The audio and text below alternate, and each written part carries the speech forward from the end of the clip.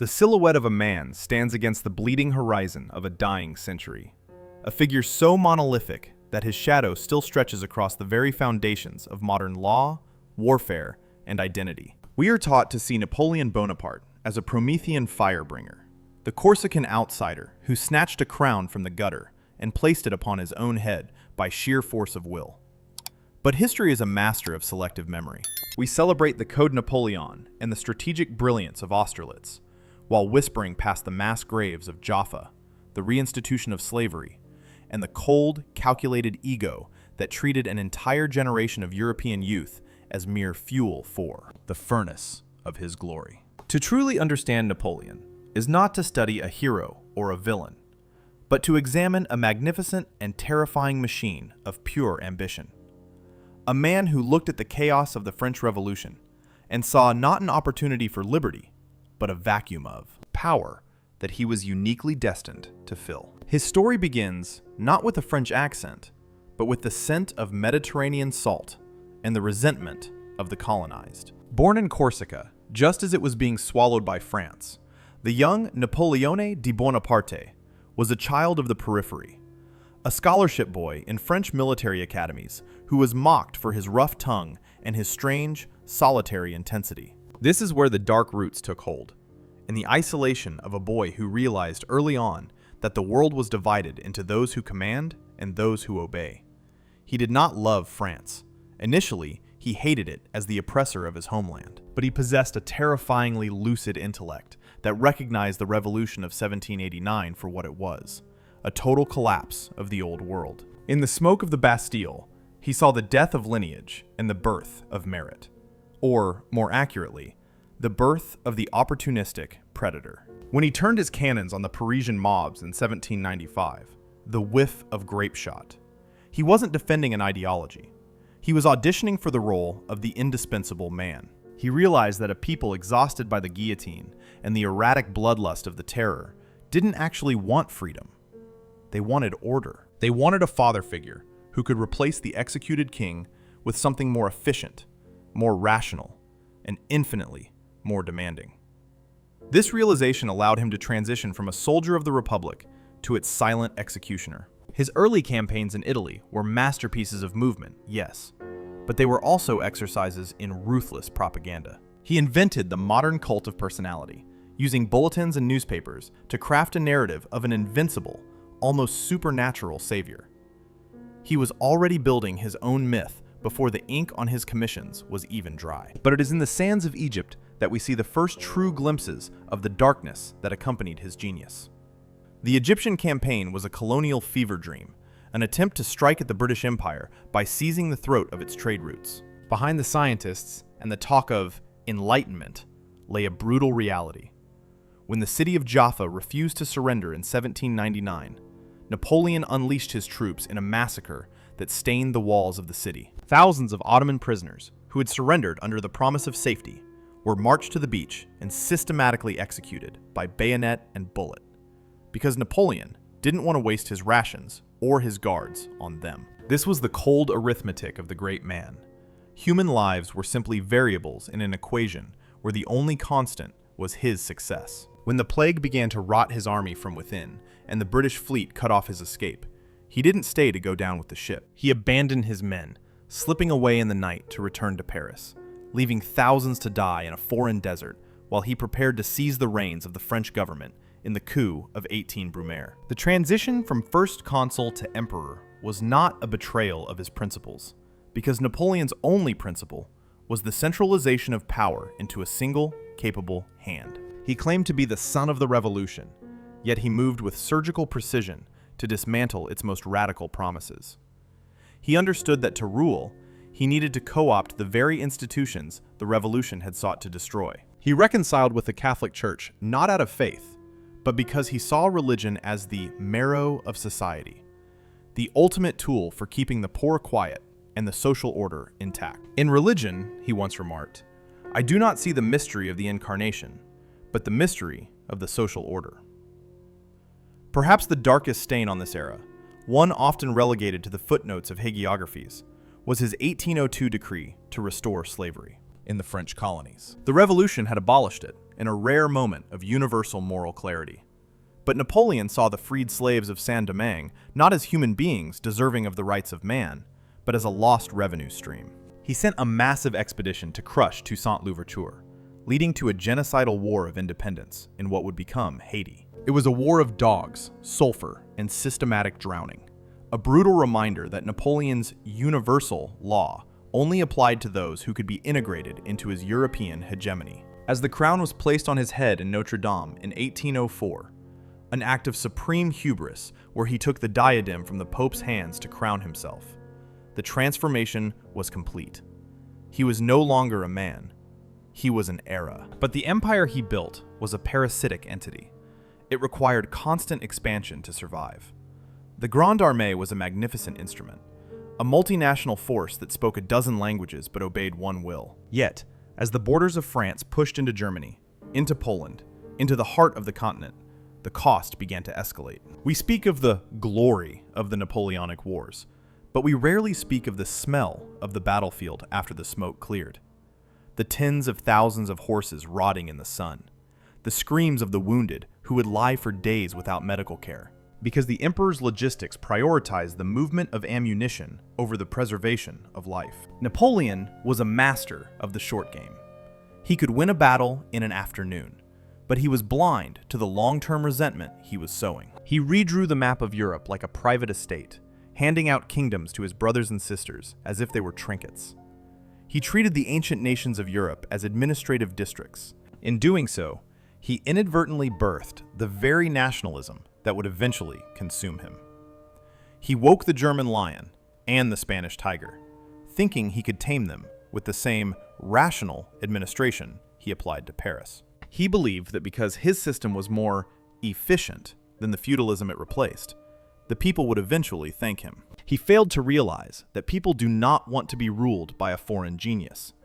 They would often prefer to be ruled by their own familiar fools. By 1808, the cracks were beginning to show. The Spanish ulcer began not with a grand battle, but with a series of brutal suppressions of civilian uprisings. Napoleon's troops, the supposed bringers of the Enlightenment, found themselves engaged in a horrific guerrilla war that devolved into mutual atrocities. Goya's Disasters of War provides a more honest portrait of the Napoleonic era than any of the gilded portraits in Versailles. It shows the mutilations, the hangings, and the sheer, mindless cruelty of an empire that has lost its moral compass. Napoleon viewed the Spanish resistance with contempt, unable to understand a people who would fight to the death for a king they hated and a church that oppressed them, simply because they refused to bow to a French usurper. This was the limit of his rationalism. He could calculate the trajectory of a cannonball, but he could not calculate the depth of the human soul's refusal to be conquered. And yet, at the center of this storm, the man himself remained remarkably detached.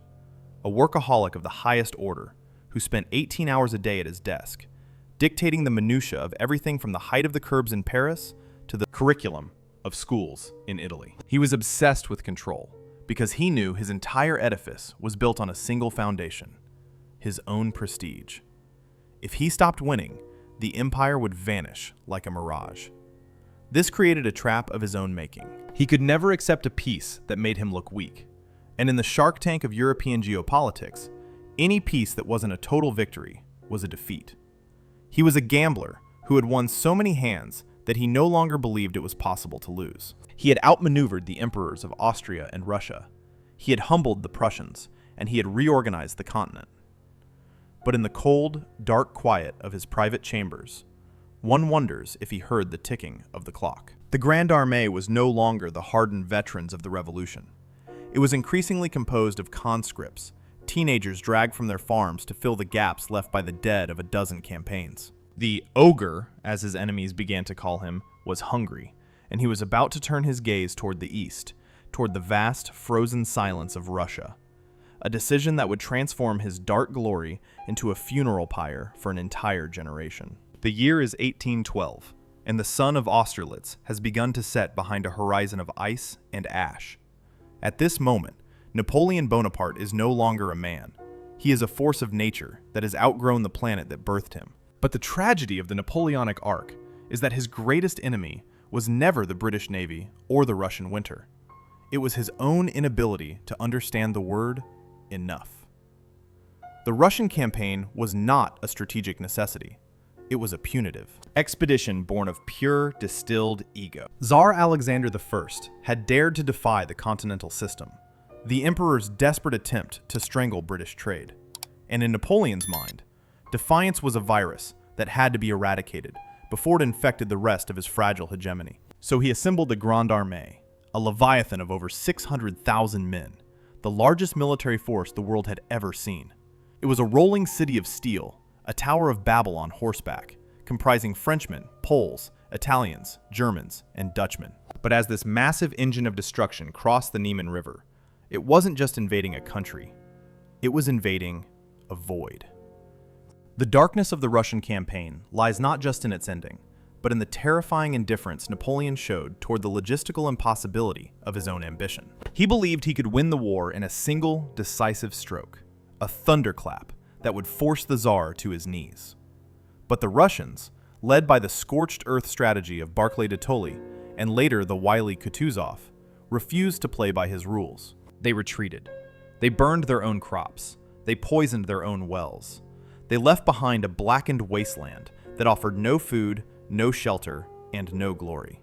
The Grande Armée began to die before it ever saw a major battle. Heat exhaustion, typhus, and dysentery thinned the ranks by the thousands every single day. The great man watched his soldiers drop by the roadside and simply pushed forward, obsessed with the phantom of Moscow. By the time they reached the fields of Borodino, the army was already a ghost of itself. Borodino was not a battle. It was a mutual massacre, a meat grinder of such concentrated horror that 70,000 men fell in a single day. Napoleon, uncharacteristically lethargic, watched the carnage from a distance, refusing to commit his imperial guard to clinch a total victory. He had become a spectator to his own catastrophe. When he finally entered Moscow, he found not a surrendering capital, but a trap. The city was set ablaze by its own governor, turning the prize into a hollow, blackened skull of a metropolis. Napoleon sat in the Kremlin for 5 weeks, paralyzed by a delusional hope that the Tsar would send a letter of submission. It was here that his dark side manifested as a total detachment from reality. While his men scavenged for scraps in the ruins and the first frost began to bite, he concerned himself with signing decrees for the management of the Comédie Française back in Paris. He was playing the role of emperor while his empire was literally evaporating. When the retreat finally began, it was no longer a military maneuver. It was a descent into the 9th circle of hell. The General Winter that history books love to credit was merely the executioner. Napoleon was the one who had built the gallows. The retreat from Moscow is perhaps the most concentrated period of human suffering in the history of modern warfare. As the temperature plummeted to -30 degrees, the veneer of civilization stripped away.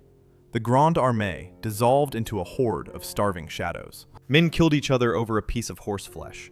They crawled into the warm carcasses of dead animals to keep from freezing. At the crossing of the Berezina River, thousands were trampled or drowned in the icy waters as the Russian army harried them from the rear. And what did the emperor do? Once again, as he had done in Egypt, he abandoned them. He fled in a closed carriage, wrapped in furs, racing back to Paris to secure his political throne, leaving the remnants of his children to rot in the snow. Of the 600,000 who crossed the Niemen, barely 30,000 returned in any state of military cohesion. He had sacrificed the youth of Europe on the altar of his reputation, and his only comment upon reaching Paris was, "The health of the emperor has never been better." This chilling remark reveals the core of the Napoleonic shadow, the total subordination of the human collective to the individual ego. The years 1813 and 1814 saw him back in the field, fighting with a cornered rat's ferocity. He won brilliant tactical victories, but they were meaningless. The tide of nationalism he had inadvertently triggered was now a tsunami. The War of Liberation saw the Germans, the Austrians, and the Prussians united against him. He was no longer fighting kings, he was fighting peoples. And yet, even when the Allies reached the gates of Paris, Napoleon wanted to fight on, willing to burn the capital itself to stay in power. It took his own marshals, the men who had bled for him for decades, to stage a mutiny and force his abdication. His first exile to Elba was a farce, a tiny kingdom for a man who had owned a continent. But the darkness wasn't finished. His return for the 100 Days was the ultimate act of a narcissist who could not accept the silence of the stage. He marched back to Paris, triggered another pan-European war, and led yet another generation to the slaughter at Waterloo. At Waterloo, the myth finally shattered. The British infantry squares and the arrival of the Prussians were the physical manifestation of a world that had simply grown tired of his name. When he was finally sent to the rocky, desolate prison of St. Helena, he spent his final years doing what he did best: rewriting history. He crafted the Memorial of St. Helena, a book designed to paint himself as the misunderstood liberator of nations, the man who only wanted peace but was forced into war by the old regimes. It was his final victory, the creation of the Napoleonic legend. He knew that if he spoke long enough and eloquently enough, the world would forget the 500,000 corpses left in the Russian snow, and remember only the gold braid and the marble monuments. The dark side of Napoleon is not that he was a monster in the traditional sense. He did not delight in cruelty for its own sake. His darkness was a profound, clinical lack of empathy. He viewed humanity as a medium, like clay or marble, to be shaped into a monument for his own immortality. He centralized the state so efficiently that the individual became a mere cell in the body of the empire. He gave Europe the gift of modern administration, but he paid for it with the currency of 10 million lives. Even today, we are seduced by his brilliance, his speed, and his meritocratic rise. But to look at Napoleon's history in its entirety is to look into the sun. It is blinding, it is magnificent, but it ultimately burns everything it touches to ash. He was the first modern dictator, the prototype for the total leaders of the 20th century, proving that a man with a beautiful vision and a cold heart is far more dangerous than a simple tyrant. He left France smaller, poorer, and more exhausted than he found it. Yet he died dreaming of the glory that he had confused with his own name. The tragedy is that we, the observers of history, often make the same mistake. The final act of Napoleon Bonaparte did not take place on a battlefield, but in the suffocating, damp silence of Longwood House on the island of St. Helena. This was the ultimate punishment devised by the British. Not a guillotine, which would have made him a martyr instantly, but a slow, agonizing erasure. Imagine a man who once moved the borders of empires with a stroke of a pen, now reduced to arguing with a petty British governor over the quality of his wine and the title on his mail. This is where the dark transformation from emperor to myth was finalized. Surrounded by a handful of loyalists, Napoleon spent his days dictating his memoirs, carefully poisoning the well of history. He knew that the pen was now his only weapon, and he used it to erase his crimes. He reframed his thirst for power as a quest for a United States of Europe, and his brutal suppressions as necessary steps toward a universal enlightenment. He was crafting a ghost that would be more powerful than the man ever was. As his body began to fail, ravaged by what was likely stomach cancer, though the rumors of arsenic poisoning still linger like a foul mist, the darkness of his personality took on a new, more pathetic form. The man who had commanded millions became obsessed with the minutiae of his garden and the perceived insults of his captors. His death in 1821, at the age of 51, was a quiet affair, but its ripples were seismic. When his body was eventually returned to France in 1840, it was not a funeral for a man, it was the coronation of a deity. The Napoleon of the people had replaced the ogre of Europe. The millions of lives lost in the mud of Russia and the dust of Spain were forgotten, buried under the sheer weight of the marble that forms his tomb at Les Invalides. The true darkness of the Napoleonic legacy, however, is not found in his tomb, but in the DNA of the modern state. He was the architect of the total state, a system where every citizen is a soldier, every school is a factory for patriotism, and every aspect of life is recorded, taxed, and managed by a central authority. He showed the world that a leader could use the language of liberty and the people to justify the most absolute forms of control. He pioneered the use of the plebiscite, the popular vote, not as a tool for democracy, but as a way to rubber stamp a dictatorship. He understood, perhaps better than anyone before him, that the masses do not crave freedom as much as they crave the feeling of being part of something grand, something terrifying, and something eternal. He gave them glory in exchange for their sons, and for a long time, the bargain was accepted. We must look at the Napoleonic legend as a warning. It is a testament to the power of the human ego to reshape reality in its own image.